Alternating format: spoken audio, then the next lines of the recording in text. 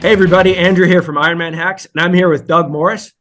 Doug's written a very relatable and I think inspirational and also exciting book about his history with triathlons dating way far back. He's got the breadth, he's got the depth, and the relatability all in his recently published book. Doug, maybe can you introduce yourself and tell us a bit about the book? Hi, Andrew. Well, first of all, thank you very much for having me on board. And I'm grateful for you to opening me up to the IronmanHacks community. I've been a triathlete for over 35 years. I got started in 1986 and I wanted to do a triathlon and I got hooked on the very first one. And from there on, it just took off. And over the 35 years, I raced in all 50 US states, on 6 continents, and to date, I've raced in 18 different countries. Incredible. And tell me about the book. How many stories are in the book? I mean, I'm familiar with it, but how is it formatted? And you know, what is the chronology of it like? How does it work? Yeah, sure. So I truly did a chronological order of the races. So the first one was in Chicago. Started on August 3rd, 1986, and then I just moved around from there. I physically moved, so I picked up the different states, and then I started traveling. And back in 2003, I got transferred over to your part of the world, up in Bangkok. And out of there, I had traveled and picked up some of the continents. So we hit Australia, we hit Asia, of course, and we ventured over to South America. I moved back to the States and I picked up the remaining 2, which was Europe and South America. Incredible. And I see in your in the background there, you've got the Laguna Phuket Triathlon poster. I did that as a tribute to you because I know you have a brother up there in Phuket. That's right. And who signed that right there? You know, that is the Terminator. And Carol Montgomery's on there, and there's an Australian, and there's a couple other people. I can't figure out who did autograph it, but this was my first one back in 2003. Great Amazing. race. Excellent.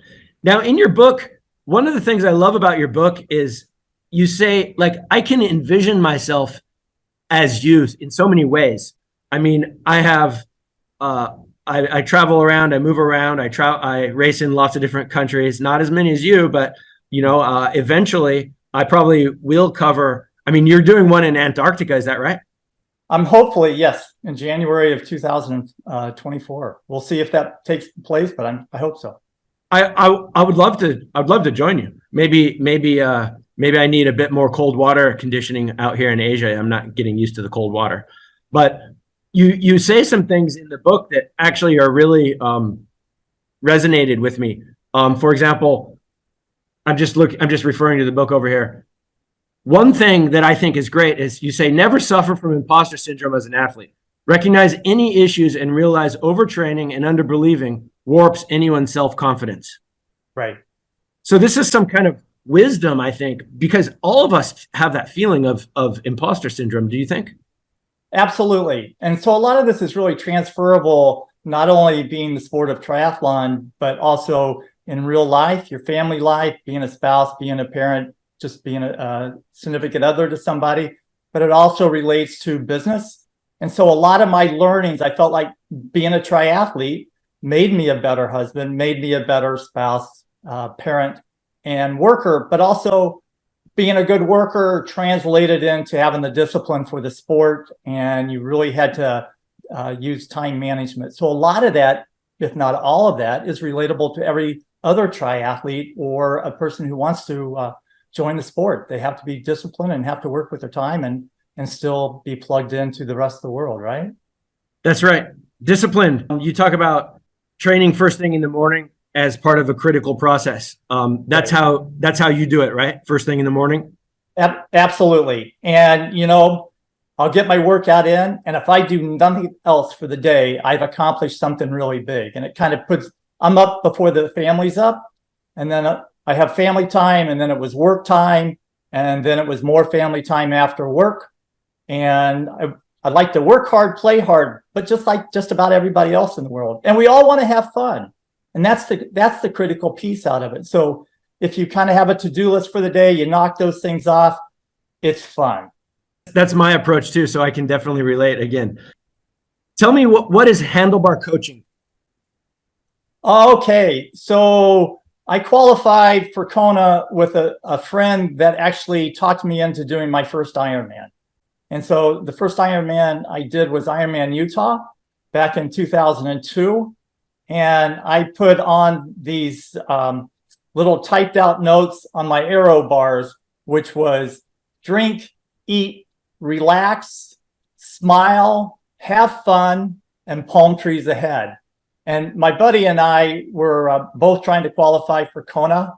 And at the Ironman Utah, I qualified by 1 second.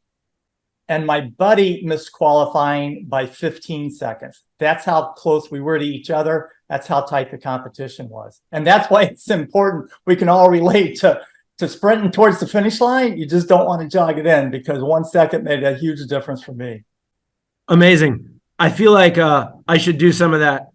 It just puts things in perspective. It's like sometimes you worry too much. Like I'm talking about handlebar coaching. You worry too much. You think too hard. Well, what's the big picture, and what are you here for? And, having fun, and what is palm trees ahead? I mean, how has that phrase turned into something meaningful to you nowadays? Well, I liked it so much, I actually named my company after that. And I've adopted the palm tree and part of my logo. And it's really all these triathlons that are in the tropical parts of the world, much like Singapore is, but Florida, Hawaii, a lot of places in the Mediterranean, and us people who have nice cold winters, we want it warm every once in a while. And so that's kind of the whole palm trees ahead theory. And you got to look ahead. And again, you want to tie in vacations with racing, hence the racecation. And I use that word in the book a few times. And there are some things in the book that were really funny. One of these sentences I'm going to read, I'll just read it off here. Sure. People spoke in hushed tones with few words and general vagueness of good morning, good luck, and good riddance as we focused on ourselves with continued mental prep for the pending race. Definitely a deja vu feeling. Absolutely. And, a lot of people who don't quite get the sport, they think we're very self-centered, we're selfish. And you know what? To me, that's just how dedicated we are for the sport, the discipline of the workout, the focus of wanting to do the best we can, whether we're at the end of the pack, in the middle of the pack, or the front of the pack. At the end of the day, if you tried the best you could and you did that, that's critical, and then when it's all done, you get back to the fun aspect. And that's where the camaraderie piece of the sport, and that's part of the title of the book, is all this camaraderie I saw not only across the states, but around the world. And then also in the individual sports, because when you travel or you just do local races, you start seeing the same people over and over. And you're fierce competitors at the start, you just want to get really focused. But when you're done, you're ready for a beer, you're ready for a laugh, and you're ready to talk about all the good things with your fellow competitors. That's right. And it's so funny because everybody's so polite and cordial, but then it's also like good riddance because I'm racing my own damn race. I'll probably never see you again. And exactly. let's do our own thing. Yep. There's a lot of teams and a lot of clubs in the triathlon world, but at the end of the day, you're out there racing on your own as an individual. But you've got a great tri community with all the super volunteers that are out there, all the race directors that put in the time and effort to make this stuff happen, the sponsors that pay to make this stuff happen, as well as us, and then all the cool equipment we get to buy for bicycles and for the swimming and running shoes. And yeah, it's just a real cool sport. And your book talks all about this and the first bike you had and how the different upgrades along the way. And it's looking back, it's kind of funny because to ride that today would be kind of like, gosh, that's not competitive. But at the time it was probably state of the art. Yeah, absolutely. And really the theme is like my first race, I had no clues what I was doing. Right. So I ran in the same shoes that I rode my bike on, which were the same shoes that I flew on a plane to get to Chicago and walked around the whole city. I just didn't know better. And I borrowed a bike. And it was the first time I ever rode on that bike in a race. And those are all the things they say not to do, nothing new. I had a new bike helmet. I really didn't know what I was doing. So for first time, people who are listening to or watching this and reading the book, don't be afraid, man. Just jump out there, learn as you go. We all want to be learn it all people, not only in the sport, but in our careers and around the world. And you talked about volunteers a minute ago, and one of my favorite sentences in the book, I just love how you wrote it. But you're talking about the snake of swimmers who formed in the water by 7:30 a.m., morphed into a 3,000 plus legged rolling caterpillar across the landscape. Yeah. By mid-morning, it grew in length and increased its appetite. The volunteers did an excellent job keeping it fed. And they do. Without them, you can only carry so much in the pockets of your shirt or stick in your running clothes. It's just you're dependent on those guys. I always make it an effort to thank the volunteers. And the longer the races are, the friendlier the runners get, and the more helpful the volunteers are. And you're dependent on. It's out there. It's this symbiotic relationship of they're enjoying providing services to you. You're getting services from them to help you finish the race. So in general, what would you say? How would you sum up your book? It's not a short book. It's got a lot of content. It's got a lot of stories. It's quite substantial. And like I said, it's got breadth in terms of, you've done every type of race in every place, but it's also got depth because as you got into it more, you became more and more of an expert. Right. What would you say the theme of it could be? Because I'll let you say before I say what I think. Well, it's kind of like a learning manual for triathloning. It's a learning manual for life. Right. And I tried to make it funny. I tried to make it, smartly written so people from all levels could relate to it. And it's not 60 different chapters of these race reports. It is truly entertaining. And maybe there's a little bit too much detail at times, but on the other hand, there's some funny stuff in there, and there's some stuff in there that really makes you think. And this isn't my mind. I'm really just pulling from all the other racers. I'm pulling from my family. I'm pulling from race people that I've talked to. And then I pull in business stuff as well as all the neat cultures that I have immersed myself in around the world, and then really the neat people that I have met at the races while traveling. And you just kind of bring it all together. And one of the themes that I put in there is when you travel to different places, the first impression is, whoa, this is all so different. I can't relate. This is overwhelming. I just can't take it.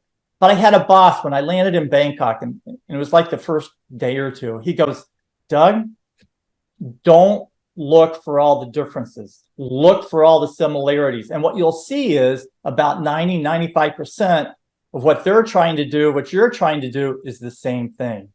And once you understand how similar we are, look and understand the differences. And I just took that going, man, I wish I knew that 40 years ago. That's really kind of what I did in places, but now to hear it is another thing. And I applied that to work, but even more importantly, just in the sport of triathlon. So taking a step back, you bring your family into this as well. And, your wife and your kids as well. And to me, that frames it, or that contextualizes it in terms of life, and makes it not just so narrow about some sport that nobody really cares about, but it's more of living a life, a balanced life in something that people that need you, but also in a sport that's actually kind of selfish. So reconciling these things and making them both work is, to me, the ultimate manual or the ultimate expression of balance for you personally, but also for your family. Absolutely, Andrew. I think that's really good. So I start the book when I'm single, before I'm even engaged. And then my wife actually helped me get started because I was a runner. I ran in track in college and club for 4 years thereafter. She was a recreational swimmer. She said, hey, let's do a triathlon. And that's really what got me into the sport. From there, we had kids. And in the book, I throw a lot of the bad things that have happened to me in sports, the challenges, the setbacks that I had in college, getting an education, setbacks I had in work and not getting promotions or not everything turning out the way I wanted it or thought it would. And then same with our two kids. I have two daughters. They're both special needs, intellectually disabled. And, a lot of people will say that's pretty bad, but for us, it turned out really good because they gave us a whole different perspective to look at. And one of the themes in the book is how much I've learned off my daughters. And it's amazing the things they come up with. You kind of do a double take going, man, I wish I was as smart as they were when I was a kid. And here, a lot of people go, oh, Doug and Chris, I feel so sorry for you. You have these disabled kids. And it's like, no, you don't understand. It's just a whole different world for us. And that's, people can relate. They're involved in Special Olympics. A lot of volunteers of typical people are volunteers for Special Olympics. And thank you very much for that. But really, it's just, I put all this in the book, a whole bunch of different angles for people to relate to, just not in the sport of triathlon, but real life in the world. That's my big takeaway. And that's really wraps it up for me in terms of like understanding that this can be done. And you've done it with two daughters that are maybe a little bit more dependent than other kids. And you were on Breakfast with Bob. You've got a book published. You're a coach. So these things, and you even send an email to me, which I very much appreciated yesterday, about like, gosh, you've even raced in Finland, which I'm going to, and a lot of other people are going to. So right. You've done it all, and I appreciate your input, like things like that. And I loved your email or your article about swimming with a wetsuit, and you actually talk about it in your book as well, right? Like yes. The wetsuit's like a type of armor, right? Right.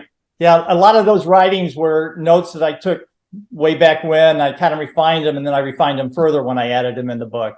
So all that wisdom and all that help is shared with others, and I think it's valuable and enriching, and I appreciate it, Doug. And awesome reading. And I hope anybody out there who wants to buy the book, who's interested in the book, look in the description. We'll have a link to the book on Amazon. I bought it. I hope you do as well. And there you go.